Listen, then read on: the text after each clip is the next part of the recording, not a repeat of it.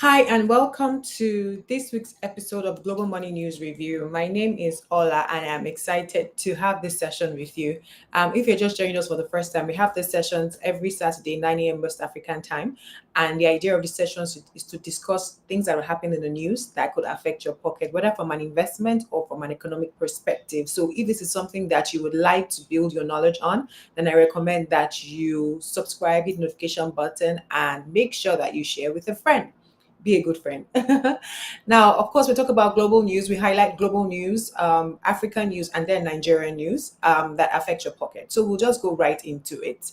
And of course, if you're joining in, please say hi and let us know where you are reaching out from, and we'll be sure to pop you up on the screen when you do so.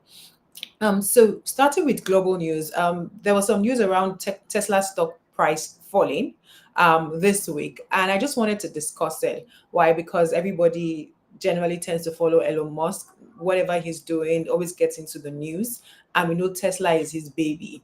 Now, what happened? What has been happening is that the stock price of Tesla has been falling. Now, backstory, because when we see these things, we just feel like, oh, it's just happening out of the blues. But before, let's like go back a little bit. Before the elections, before the US elections, before Trump was up, and before Elon Musk was appointed to do some things for the current president of America, um, Tesla prices were around 200, less than 300.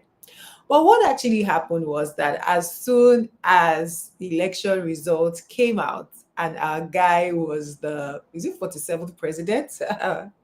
Was announced as the 47th president, I kid you not, Tesla prices hit like almost 500. I'm even looking at the, yeah, it hit about 440 from 200-ish. Why? Because somewhat, somehow, somewhere, people just believed that because Elon Musk was highly affiliated to the president. Um, Somehow or the other, it would sort of trickle into Tesla stock prices. But then I don't know why people would do that. And sometimes when we do this thing and follow herd mentality, let's understand that it's herd mentality and then know when to jump off. Why? Because this same president has said, what is all this green thing you people are talking about? This is the same guy, right? So how do you automatically think that anybody that is benefiting from green policies and stuff would generally just make more money because someone has come into power?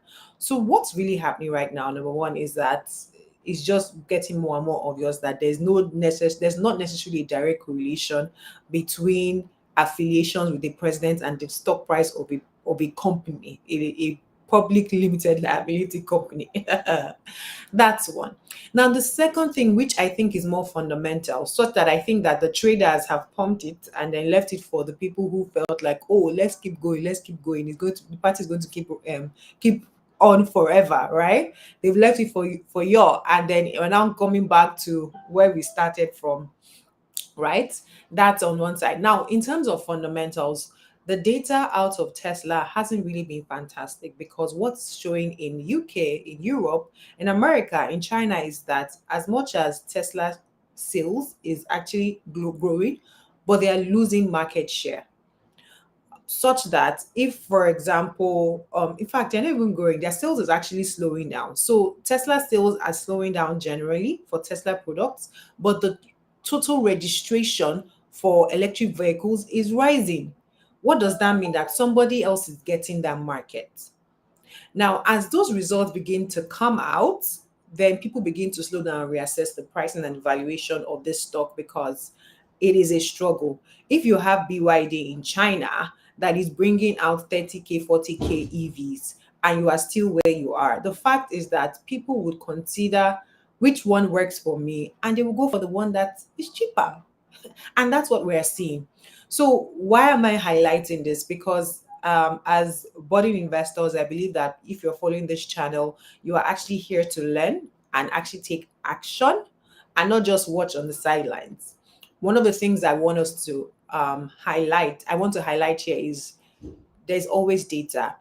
For me to even look at the chart, I just typed Tesla's stock price history, and I could see, and I just clicked on 6 months, and I could see where they were 6 months ago, and I can see where the election results came out and how it started spiking, and I can see how it's correcting. Now, if the major driver of this current stock price is the election, then you know that it has to be short lived. So even if I want to ride on it, I should know when to jump ship. Do you understand? Now, understanding that jumping ship is a trader mentality, such that if you have an investment type mindset when it comes to stock, then you're going to ask yourself, how is Tesla going to compete when there's a BYD?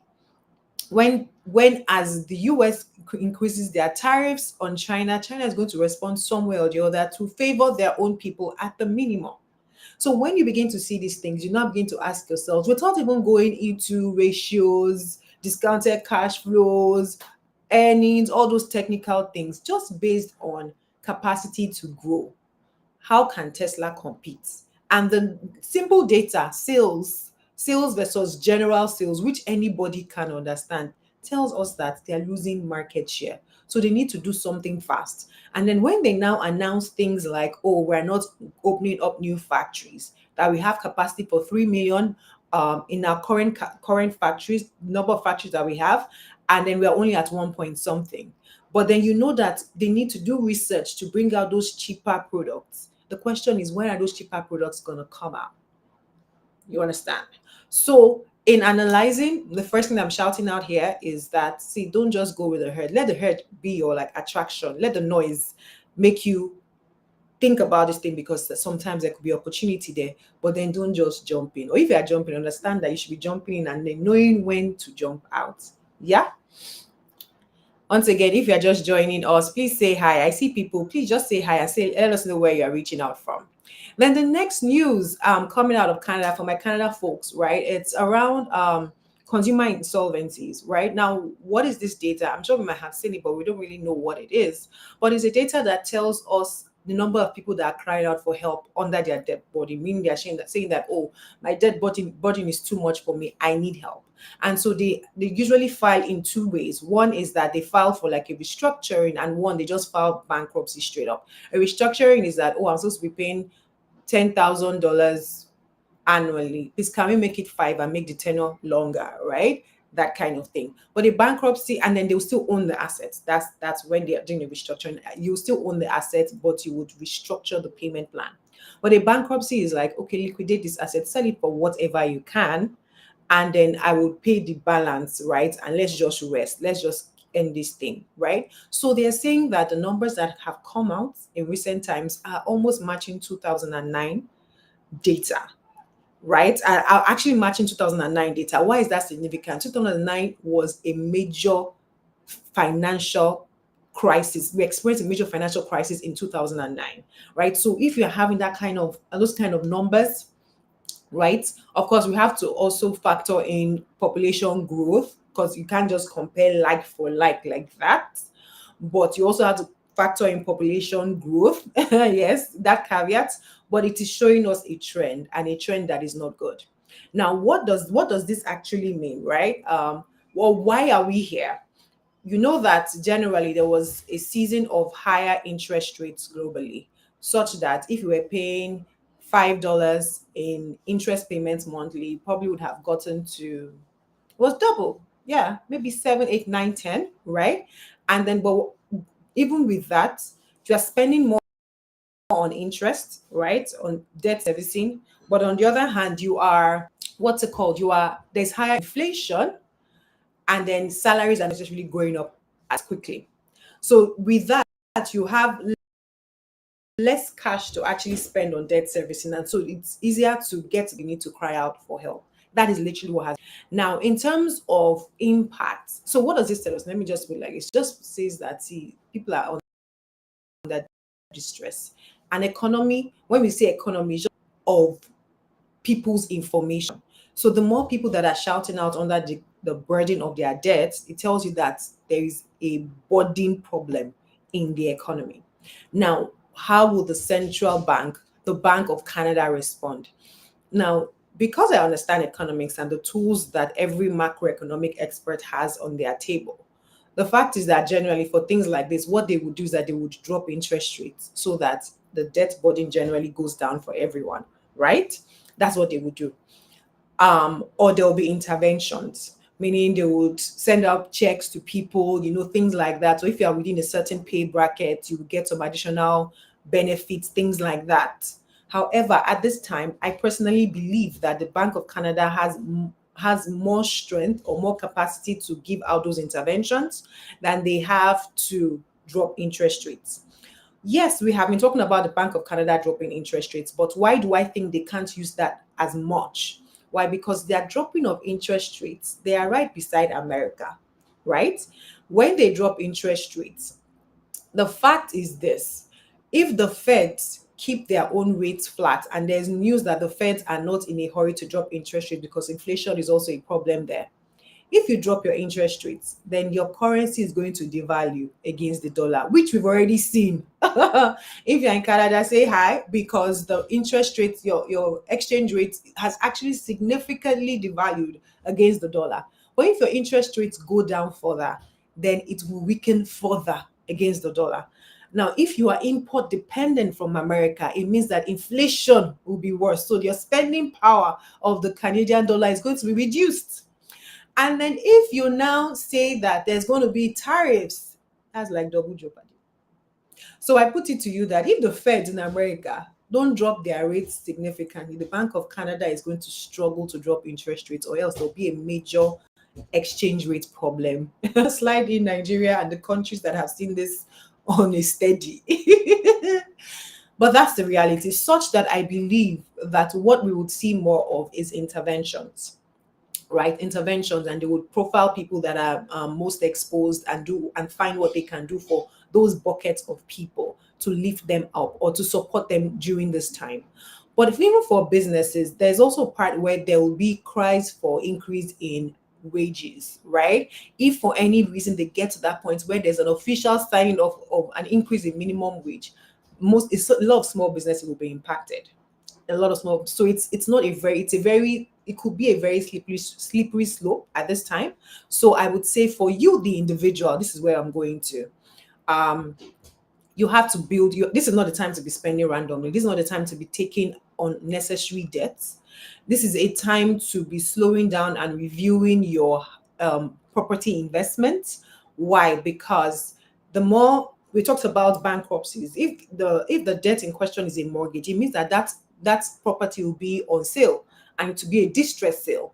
And so if you are neighbors with someone that is putting up a distress sale and that sale goes through, and the next neighbor is also doing a distress sale, what happens? The value of your own property will go down, right? So there's a threat to the housing market as a whole. So you need to thread carefully there, right? And that's something that you have to be very aware of.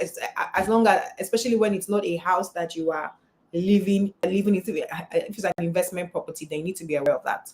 And then finally, as an individual, right, this is a time for you to be thinking outside of the Canadian market when it comes to investing. And that's the truth. And I dare say that even in the club, I mean, this session is my Money with Club. Even the club, we always shouted that, see, for UK people and for people in Canada, what we have seen, even from local investment experts, they point them to the US. It's just what it is. So I think I'll leave it here. But let's be aware. Let's not allow the economy hit us in the face with shock, right? So assess your own exposure. Where are you exposed to these things? Is it in your business? Is your company exposed? How do you hedge yourself? How do you do something online that can bring you more money? That's the way you need to be thinking, because if there's a weather forecast and it's going to be minus 40, right, you will dress appropriately. Yeah. Or if there's going to be a turn and it's going to be 0 degrees and you've been dressing at minus 40, you will know how to adjust because heat will hit you. Yeah. Yeah. And then moving on to today we're actually like behind time. Okay, so let's do Africa, Central African Republic. Release the meme coin. What I saw is I like, guys, let's stop spending time and money on some things, right? Now, backstory is that Central African Republic is one of the poorest nations in the world, right? So in terms of branding, PR, positioning, we will not rank them quite high in the scheme of things.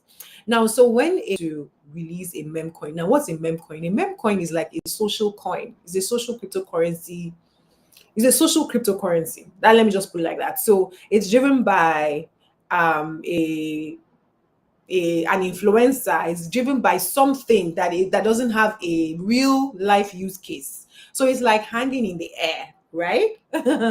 So when a country like decides that what they want to do, a country that maybe if US, for example, decide to do a meme coin, right?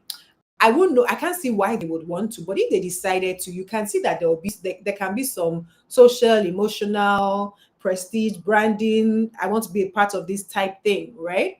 But see, if you're not in one of those kind of countries, yeah, then you need to have more substance to the things that you do. So it was quite interesting because Central African Republic released the meme coin, and then obviously as it just came out, it tanked, right?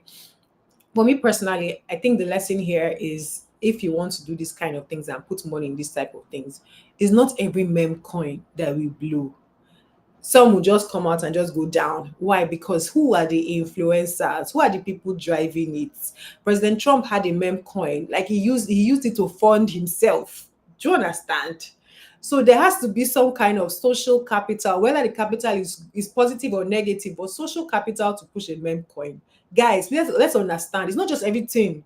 It's not like a Dodge or Shiba Inu that they are creating community. In fact, there's one of them where they all destroy some of their coins so that they would increase the value because they have a strong community. There's nothing like that. So please, let's be guided. And please, I can see people. You guys should say hi now. Let me see where you're coming, where you're saying it. Just say your name and where you're reaching out from. I would really appreciate it. And then finally, Nigeria.